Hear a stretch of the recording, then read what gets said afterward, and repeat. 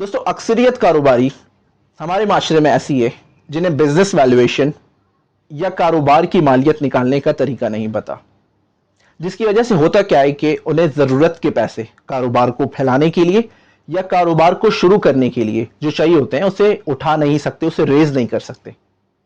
दोस्तों कुछ दिन कबल मैंने शार्क टैंक पाकिस्तान में दो शख्स को अपने बिजनेस को प्रेजेंट करते हुए देखा, जहां पर उन्होंने 3% इक्विटी डायल्यूशन के साथ ₹300 करोड़ रुपए शार्क से या सरमायाकार से डिमांड किए, बट वो शार्क्स को या सरमायाकार को मुतासिर नहीं कर पाए। इसके बरक्स अगर हम देखें तो हमने शार्क टैंक पाकिस्तान में ₹150 करोड़ रुपए की ऑफर को कामयाब होते हुए देखा। तो भाई है क्या शार्क टैंक पाकिस्तान? किस तरह आप शार्क टैंक पाकिस्तान में अपने कारोबार से रिलेटेड जो जरूरत का पैसा है उसे उठा सकते हैं, और इससे रिलेटेड जो कॉन्सेप्ट्स हैं इक्विटी, डायल्यूशन, वैल्यूएशन, इस सब के क्या मायने हैं और किस तरह कारोबार की मालियत को निकाला जाता है, ये सब चीजें हम इस वीडियो में डिस्कस करेंगे। सो भाइयों बहनों, मेक श्योर आप इस वीडियो के एंड तक जुड़े रहें, बिकॉज इस वीडियो के एंड में मैं आप लोगों के लिए, वो कारोबारी जो अपने कारोबार के लिए सरमाया उठाना चाहते हैं, उनके लिए मेरी तरफ से एक छोटी सी ऑफर। अस्सलाम वालेकुम दोस्तों, उस्मान सफ़ीर हियर, वंस अगेन आपकी खिदमत में हाजिर हूँ। दोस्तों क्या है शार्क टैंक पाकिस्तान? आसान ज़बान में बात करें, शार्क टैंक पाकिस्तान एक रियलिटी शो है जहां पर कारोबारी सरमायाकार के सामने अपने कारोबार को प्रेजेंट करते हैं, शो करते हैं, और कारोबार में जो ज़रूरत का पैसा उन्हें चाहिए होता है वो डिमांड करते हैं। जो शार्क्स होते हैं या सरमायाकार होते हैं उस बिजनेस का, उस कारोबार का तज्जिया करते हैं, आप में सलाहियत देखते हैं, आपके साथ कौन लोग जुड़े हुए उनका तज्जिया करते हैं, और उसके बाद वो एक फाइनल कॉल लेते हैं, आया हमें इस कारोबार में पैसा लगाना चाहिए या नहीं लगाना चाहिए, और उसके बदले में वो कारोबार में इक्विटी डिमांड करते हैं। तो आखिर क्या मायने हैं इक्विटी, डायल्यूशन, वैल्यूएशन के? एक मिसाल के जरिए इन तमाम कॉन्सेप्ट्स को समझने की कोशिश करते हैं। दोस्तों मिसाल लेते हैं गाजी एंड अब्बास की। दो शख्स मिलकर एक कंपनी शुरू करते हैं। गाजी 5 लाख लगाता है, अब्बास 5 लाख लगाता है। इस इन्वेस्टमेंट के बाद दोनों की इस कंपनी में मलकियत 50-50% की है, या इक्विटी 50-50% दोनों ओन करते हैं। अब कुछ साल ये मेहनत करते हैं, अच्छी आमदनी कमाते हैं, और इन्हें कारोबार को एक्सपेंड करने के मौके नजर आते हैं। अब मिसाल देते हैं कि दोनों के पास 1 करोड़ रुपया इन्हें सरमाया जरूरत है, और दोनों के पास इतना पैसा नहीं कि वो कारोबार में लगा सकें। दोनों मिलकर फैसला करते हैं और इस बात पर अग्री करते हैं कि हम शार्क टैंक पाकिस्तान जाएंगे। ओके, सो शार्क टैंक पाकिस्तान में दोनों प्रेजेंट करते हैं अपने आइडिया को ₹1 करोड़ रुपए, और शार्क्स को या सरमायाकार को इसके अगेंस्ट में 10% इक्विटी या मलकियत इस कारोबार में ऑफर करते हैं। अब शार्क या सरमायाकार पहले तो इस बिजनेस को एनालाइज, तज्जिया करेगा इस बिजनेस का। मिसाल देते हैं उन्होंने तज्जिया किया, उन्हें कारोबार समझ आता है, लेकिन वो इस बात पर मुत्तफिक होते हैं कि हमें इस कारोबार में 12% की मलकियत या इक्विटी मिलनी चाहिए। दोस्तों आसान जबान में कहूं तो 1 करोड़ लेने के बदले आपने 12% इक्विटी या मलकियत दी। इसे आसान जबान में इक्विटी डायल्यूशन कहा जाता है। यहां तक समझ आती है? अब दोस्तों इस इक्विटी डायल्यूशन से हुआ क्या? मिसाल देते हैं कल को अगले साल जाके गाजी अब्बास, इनकी कंपनी ने 10 लाख रुपए का प्रॉफिट कमाया। अब ये 10 लाख रुपए किस रेशो में डिवाइड होंगे, या किस रेशो की बेसिस पे इन्हें तकसीम किए जाएंगे? अगर 10 लाख रुपया कमाया है तो 4,40,000 रुपया गाजी, 4,40,000 रुपया अब्बास, और रिमेनिंग जो अमाउंट है वो सरमायाकार या शार्क्स को मिलेगी। इसी तरह कल को ये अगर कारोबार बंद होता है और इसके असासे बेचे जाते हैं, लायबिलिटी सब पे ऑफ की जाती है, तो जो पैसे मिलेंगे वो इसी रेशो में 44 और 12% के रेशो में आपस में तकसीम किए जाएंगे। बेहतरीन हो गया, यहां तक आपको तीनों कॉन्सेप्ट समझ आते हैं, आई होप। अब फर्दर मूव करते हैं कि भाई बिजनेस की वैल्यूएशन या मलकियत कैसे निकाली जाए। दोस्तों वैल्यूएशन के आसान जबान में अगर वैल्यूएशन आपको समझाऊं तो किसी भी कारोबार की मुस्तकबिल में कमाने की सलाहियत का नाम वैल्यूएशन है। ठीक हो गया? अब दोस्तों वैल्यूएशन कैसे निकाली जाती है इस पर हम बात करते हैं। दोस्तों इससे पहले कि मैं आपको कुछ बता सकूं कि बिजनेस की वैल्यूएशन या मलकियत कैसे निकाली जाती है, एक इंपॉर्टेंट चीज आप याद रखें, एटलीस्ट इस तरीके से कारोबार की मलकियत नहीं निकाली जाती। बहुत से लोग क्या करते हैं, वो कहते हैं हमें 1 करोड़ रुपया जरूरत है और हम अपने कारोबार में 10% की मलकियत दे सकते हैं। तो वो क्या करते हैं, 1 करोड़ डिवाइड बाय 10%, 10 करोड़ रुपए उनके सामने आते हैं। वो कहते हैं बेहतरीन, हमारे कारोबार की 10 करोड़ रुपए कीमत है। दोस्तों ये कोई तरीका नहीं होता बिजनेस की वैल्यूएशन या मलकियत निकालने का। जितना आपको चाहिए और जितना आप दे सकते हैं उसको डिवाइड कर दो तो आपकी कारोबार की मलकियत निकल गई। बेहतरीन सर, ये तरीका नहीं है। तो बराए करम इस तरीके से आप अपने कारोबार की मलकियत नहीं निकालना। तो आखिर सर बात करते हैं, सर आप ही बता दें किस तरह मलकियत निकाली जाती है। सर मलकियत निकालते हुए 2 फैक्टर्स को कंसीडर किया जाता है। पहला फैक्टर है फाइनेंशियल, दूसरा फैक्टर है non financial factors. Financial factors को आसान जबान में कहें तो माली फैक्टर्स, नॉन फाइनेंशियल फैक्टर्स का मतलब कि गैर माली फैक्टर्स। दोस्तों पहले बात करते हैं फाइनेंशियल फैक्टर या माली फैक्टर पर। दोस्तों फाइनेंशियल फैक्टर में पास्ट डाटा और फ्यूचर डाटा को कंसीडर किया जाता है बिजनेस की मलकियत निकालते हुए।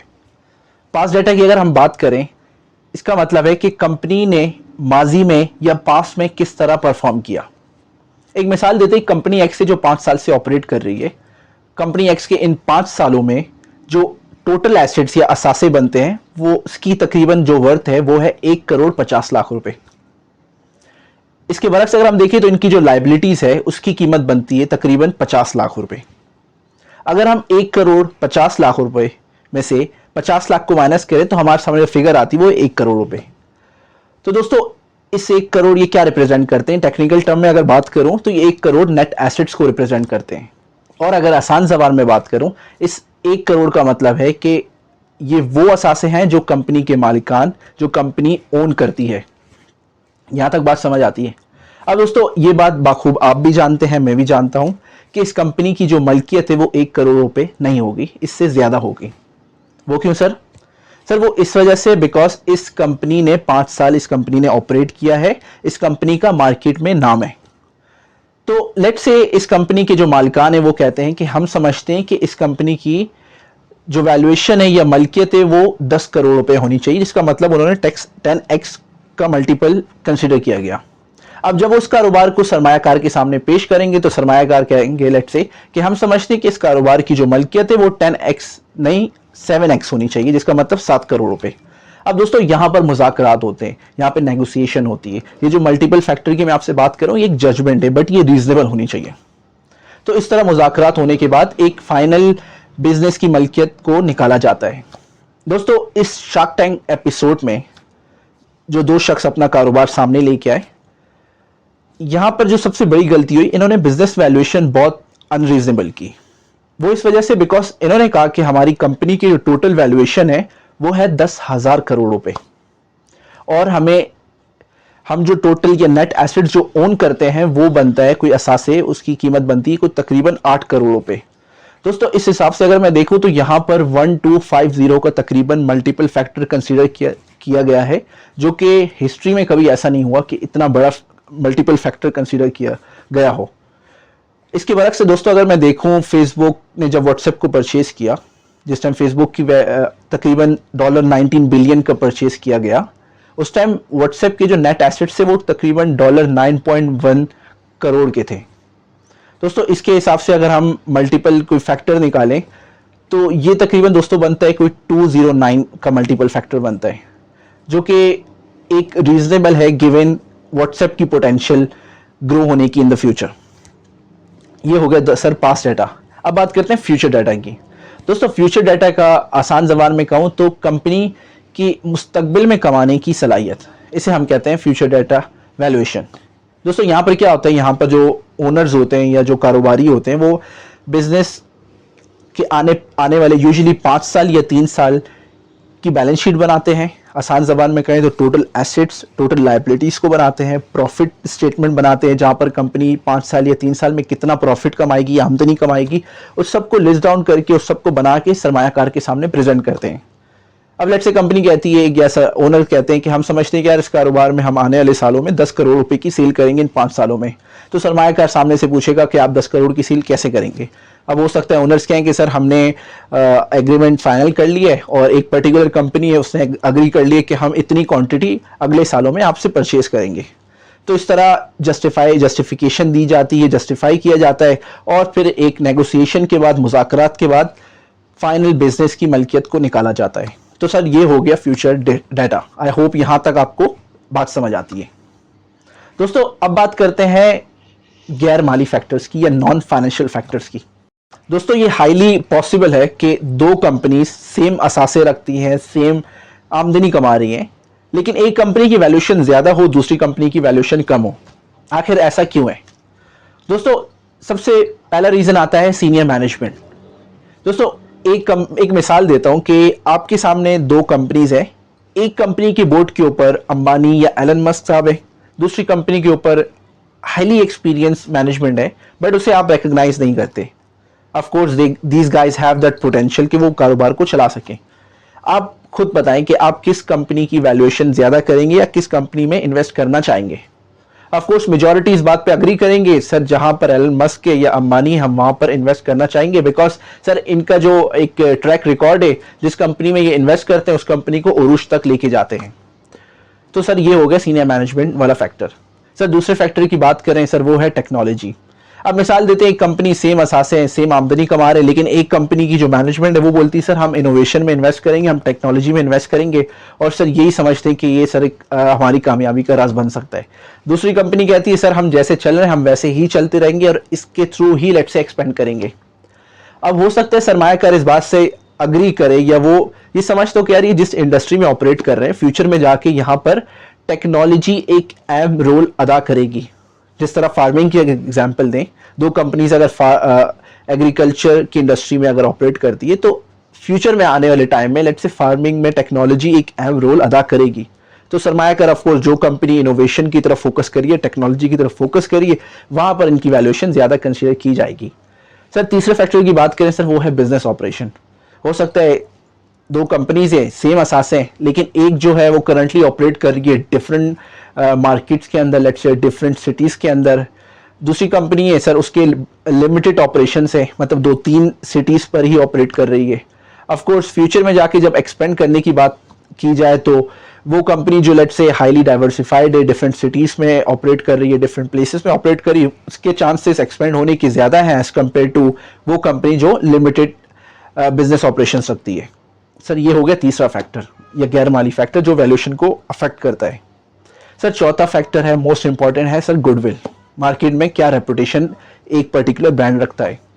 दोस्तों अगर हम एप्पल की बात करें, एप्पल की मार्केट कैपिटलाइजेशन या आसान जबान में जहां पर एप्पल लिस्टेड है उसकी अगर शेयर्स की वैल्यू देखी जाए तो वो सर बनती है कोई आसपास $3.67 ट्रिलियन। इसी तरह इसके बरक्स अगर हम देखें तो सैमसंग की कोई मार्केट वैल्यू बनती है $252 billion. Sir of course in दोनों के बीच में बहुत सी वजूहत थी क्यों गैप पे डिफरेंस मार्केट कैपिटलाइजेशन का, but one of the major gap is due to goodwill. Sir Apple की नो डाउट एक अच्छी मार्केट है, लोग अभी भी ऐसे हैं जो एप्पल को प्रेफर करते हैं इन कंपैरिजन टू सैमसंग। कुछ लोग शायद इससे डिसएग्री करें, बट एप्पल की जो ब्रांड लॉयल्टी है या लेट्स से गुडविल है वो मार्केट में आउटस्टैंड करती है। सर तो ये हो गए गैर माली फैक्टर्स या नॉन फाइनेंशियल फैक्टर्स जो कि आपकी बिजनेस की वैल्यूएशन को अफेक्ट कर सकती है। दोस्तों आप लोग भी कह रहे होंगे सर इतनी बातें कर ली, अब मेन बात पर आ जाएं। सर तो बात करते हैं कि बिजनेस की वैल्यूएशन कैसे करें। देखें मैं समझता हूँ आप खुद भी अपने बिजनेस की वैल्यूएशन कर सकते हैं अगर आपको थोड़ा बहुत आइडिया है। इवन आइडिया नहीं भी है, आप यूट्यूब में ढेर सारी वीडियोस इस तरह की हैं जिसमें आपको सिखाया जाता है बिजनेस की वैल्यूएशन कैसे करते हैं। सबसे पहला जो मेन सोर्स है, आप यहाँ पे वीडियोस को यूज करके लेट्स से आप बिजनेस की वैल्यूएशन निकाल सकते हैं। स्टिल आप समझते हैं कि मैं बिजनेस की वैल्यूएशन नहीं निकाल पा रहा या मुझे कुछ डिफिकल्टीज हो रही हैं, देन उसके लिए ऑप्शंस आपके पास ये होते हैं कि आप लेट्स से किसी वैल्यूएशन एक्सपर्ट को या चार्टर्ड अकाउंटेंट्स यूजुअली आपकी हेल्प कर रहे होते हैं बिजनेस वैल्यूएशन निकालने में, आप उनको हायर कर सकते हैं। बट ऑफ कोर्स ऐसे लोगों को हायर करने का मतलब है कि मिलियंस में कॉस्ट जाती है, जो कि ऑफ कोर्स इनिशियली आप इस चीज़ को शायद बेयर नहीं कर पाए, या इवन कोई बड़ी कंपनी भी उसके लिए भी एक बड़ी एक सिग्निफिकेंट कॉस्ट है। तो सर वैल्यूएशन कैसे निकालें? सर वैल्यूएशन निकालने का तरीका सबसे आसान है, आप खुद चीज़ें देखिए, अगर आपको नहीं समझ आती हैं देन मैं आपकी खिदमत में सर हाजिर हूँ। मैं पर्सनली ऑफ कोर्स ये काम कर चुका हूँ, वैल्यूएशन निकालना, ये सब चीज़ें जो मैं पढ़ चुका हूँ, जो मैं प्रैक्टिकली देख चुका हूँ। जो लोग मेरे साथ एसोसिएटेड है, जिनका रोज़ का काम है बिजनेस वैल्यूएशन निकालना, सर मैं मिल के उन लोगों के साथ आपकी मदद करने के लिए सर तैयार हूँ विदाउट एनी कॉस्ट। सर मेरा नंबर डिस्क्रिप्शन में गिवन है, आप व्हाट्सएप के थ्रू मुझे कांटेक्ट कर सकते हैं। I will try my best कि आप जिस पर्पस के लिए बिजनेस वैल्यूएशन निकाल रहे हैं, end of course that purpose is कि आप बिजनेस के लिए जो सरमाया उसको रेस कर सके, मैं उसके लिए आपकी दिलो जान से मेहनत करूंगा। मेरे लिए सिर्फ खुशी की बात ये होगी कि आपका बिजनेस एक्सपेंड हो पाए। सर ये बात होगी बिजनेस वैल्यूएशन की। अब सर आप कुछ लोगों को शायद सवाल या सोचते हो सर कि सरमायाकारी के इतना पैसा कहाँ से आता है, या शार्क टैंक पाकिस्तान ये रियलिटी शो है भी या नहीं।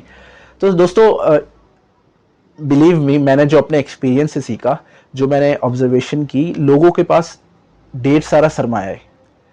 दे रियली वांटेड कि वो किसी कारोबार का पार्ट बने। मैं पर्सनली अपनी एग्जांपल देता हूँ। मैं तकरीबन 1 साल पहले एक प्रोजेक्ट में काम कर रहा था जहाँ पर मुझे एक टर्फ बिजनेस स्टार्ट करना था, क्रिकेट एंड फुटसल का।